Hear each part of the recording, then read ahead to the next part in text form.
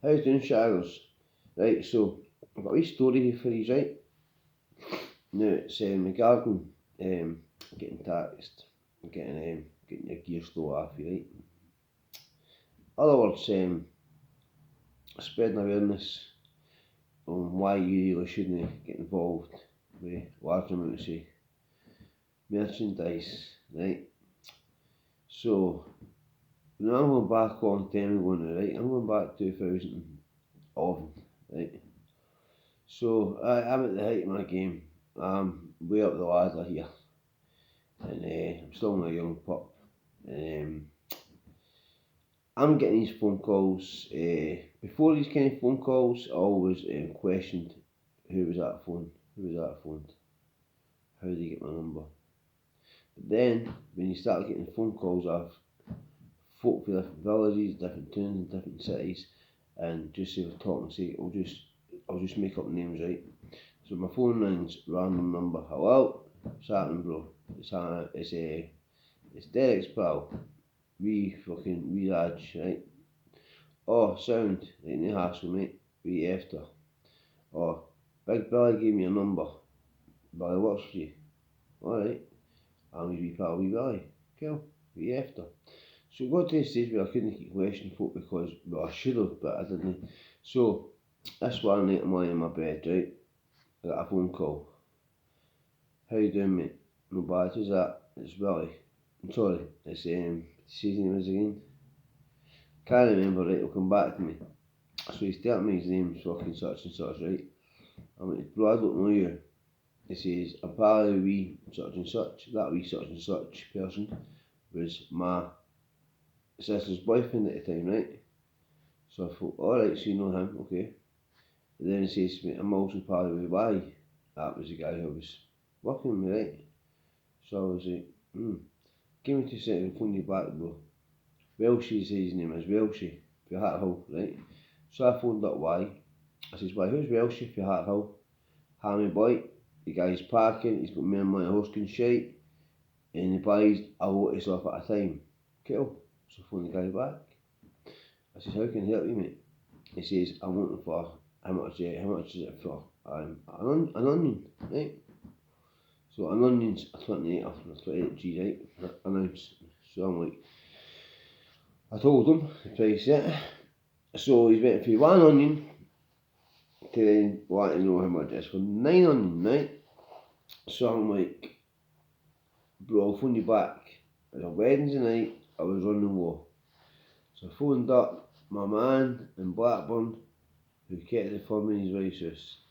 He phones back up, he says, ham dog, he says exactly 9-0, a half ounce, a half o, a quarter, and wee bits and bobs. Sweet. So phoned the guy back up, I told him, the price I told you for the 1-0, I said I need that all the way for the 9. The guy was getting a heavy good deal, right?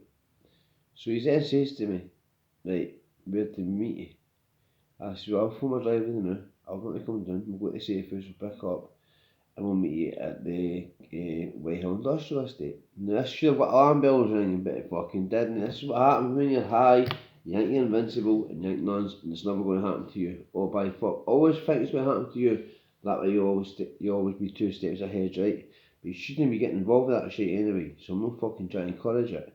So, I'm 20-year-old, and then I got a phone call, picked up, I go to my safe house, I pick up the 9 ounces, and then, no, they tell me that they came about how industrial estate was, so that's when got alarm bells ringing, so I'm like, right, well, thinking about the money, I'm not thinking about the bigger picture here, so I'm thinking, well, the Hillcroft Hotel then, I'll get you at the Hillcroft Hotel, okay, sweet. So I forgot, I've had a CP Company J-Cole on, right, not this one, but I've had a CP Company Limited Edition, turquoise one, the belt one, water squabble limited edition, inside pocket, and I had an American JSI 6.9 500,000 volt American stun gun in my pocket, right? Now this is back 10 years ago, remember? So the Polish members 10 years ago. So we go to Hillcroft, I got a phone call, that you in that Mazda? Yes, jump out the Audi. So I jumped at the back of the Audi, sit in the back seat of the Audi. The boy says to me straight away, there's loads of DS, loads of undercover strategy about bomb instant paranoia, right? So I'm like, geez the fucking cash quick, this is right. So I'm counting the dollar, right? See once I go buy a certain amount of money, I wasn't caring if the other 2 or 3 grand was there. I made my money. I was sweet, I was happy. The driver was going to get paid, I was made my profit. Great Wednesday night sale. So I was dropping back at the Mazda, I went back to Blackburn. I felt at the time, going to get the cupboard and pull the rest of that money out. So the money comes out and we sat it down the floor. Instantly, I hear that money looks dodgy. Fucking shut up. Never. So, we go to bookies. I try and put £100 on a duck. No one's at Amy. That money's fake, son. And that woman, God rest her soul, wee Helen, at work in the lad books in Blackburn, legend to woman. She says to me, Stephen, I know you've gambled more money in 4 weeks. The first 4 weeks you came here, you gambled more money than my folk has in a lifetime here. She knew what I used to get up to, right? She never did nothing to jeopardise me. I used to be in my folk that used to work in bookies. They used to get the dodgy deals, the dog racing and all that shit, right? Back in the day when you got away with it. So to cut all this short, I put the rest of the money and gave her it. Alright. So she counted it. So 9 worth of money, right? And you're talking at that time, you're talking what? Just say 2 grand an ounce, right? So you're talking 18 grand. And that's you selling it in the one go. That's no you selling it £20 a G to get £20 back, right? That's nearly 3 grand back an ounce, right? So that's nearly 27, so it's just under 27 grand's worth, right? That I lost out in. Just under 27 grand's worth, just 30 grand's worth, right? Now that's back in 2010, so it's probably like worth fucking 60-70 grand worth now. So, Ellen says, I'm going to comments get this. I says, Helen, you can't comments get this, you're mad. I says, something's went wrong. So I'll get you back to my condition. You can't fuck about with it. You can't go to any other bookies. I can inform every bookies. I said, that's fine, Helen. Inform me the fuck you going to inform part of the post. So she gave me all the money back. And we went to, before our transit van come down, we went to fucking Welsh's in Hatter Hill, shut the door. This guy comes to me, cut his on. I says, you're not fucking Welsh, mate. Phoning boy's phone, his phone didn't ring, but the other phone did, so he's answered. So I'm confused at this point because I'm thinking, I phoned Welsh's phone, he's standing in front of me, but it's not his phone ringing, the other guy's phone's ringing. So he says, hello? Listen, bro, take it on the fucking chin. If you've been bumped, take it on the chin, come on. I nearly fucking died. I thought, you're a fucking rat. The guy done his same work. The guy made it was Welshie. He wasn't, right? The guy was somebody else for shorts. What happened was, and this is the serious, dangerous part, right? This lad got to selling 40,000 grand's worth of debt to a serious gangster I know for shorts, right? A serious fucking player. He owed him 40 grand, right? My eyes are not like fuck. He owed him 40 grand, right? Now, the guy's basically had enough of him and says, here, there's fucking fake money, go out and scam as many folks you can and get my fucking 40 grand paid to me in the next 40 hours. So, all that stuff out of me, you got 2 hours got a big somebody for Hat Hill, I bought them the Vincent my dad.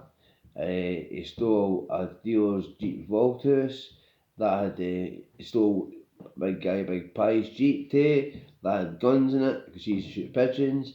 So the guys went around on armed robberies with these guns and that for shooting the pigeons, and they robbed banks and all that, kind of just get all this debt paid off. Now, that could have got me murdered, Ken, because I'm sitting here fucking with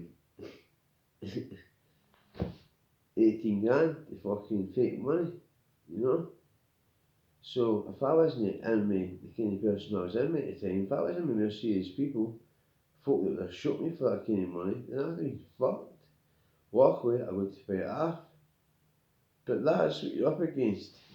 When your name starts getting big, when you're only a young lad and your name starts getting big, and my best pals were warning me, your name's getting far too big, you're going far too out of the place, you're going here, there, everywhere. Everybody knows you all over Scotland now.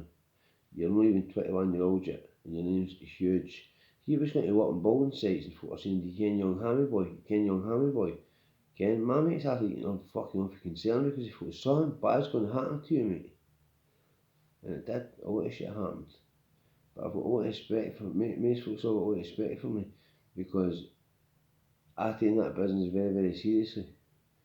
That is why a lot of people believe I would be such a good drug worker, because I understand them inside it, I understand how people's heads work, and I understand and I can talk to people to try and make them see sense and like can the amount of like business things I thought about which I was selling legit businesses.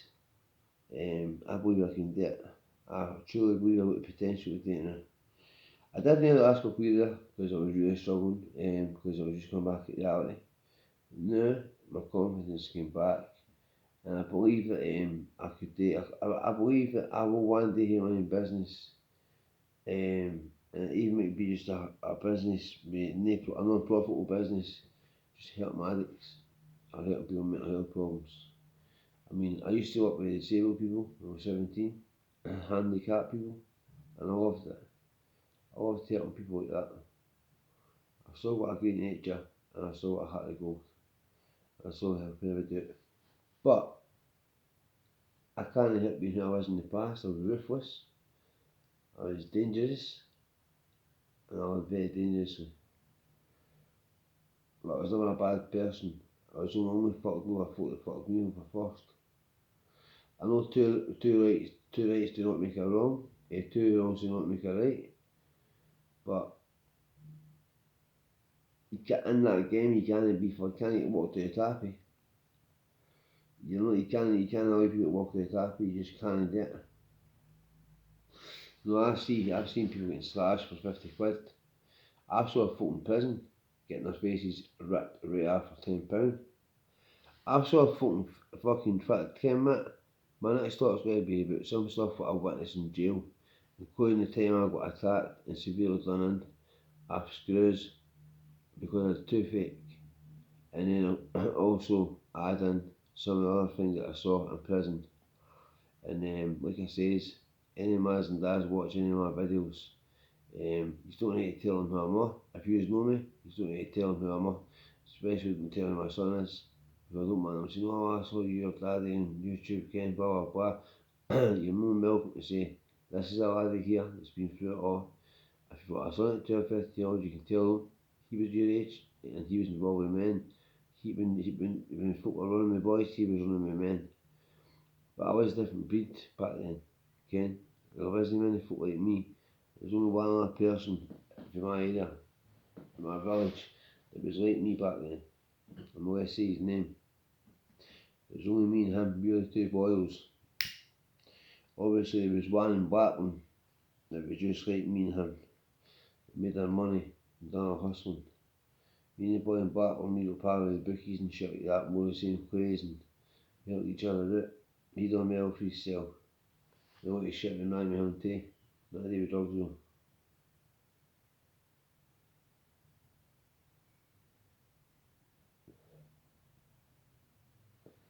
So that guy took me his Welshie, and it wasn't Welshie, he just made it was Welsh. Doesn't seem like well, tell you. Doesn't seem like very well. But that's what I was up against.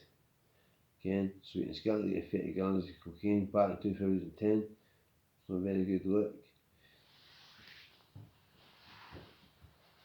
So, I've got other stories too I can tell about when I got a knife picked in my foot and tried to get robbed off the same mob. Same mob tried to do me 3 times, once succeeded once. Second time he tried to rob me, the main guy, and says, well, I'm here, and as soon as he I'm here, the big boy, the big Muay obviously, but big Cam with the bouncer, big Cam with the Muay that's big Cam, and I'm like, aye. So I fucking put him on the phone, let him fucking go, take that knife away from his throat. I mean, I became good friends with him. But that's what I'm saying, people. When you're involved in that world, again, you might be squeaky clean. You might think, oh, I'm squeaky clean, I keep myself to myself. I'm never going to get caught. You might never get caught, but you might get a fucking, You might get your face taken off just for something stupid. Jealousy. Folk slash you for jealousy, folk slash you to rob you. Folk don't like the fact you're doing better than them. So listen, you better get an education. Anybody with half a brain, if you can hustle drugs, you can hustle anything legal. Anyway, hope you enjoyed the story. I don't usually ask you to subscribe and like, but if you like the story, like. If you want to subscribe. And hit the notification bell. Living in Scotland, muckers. Peace out.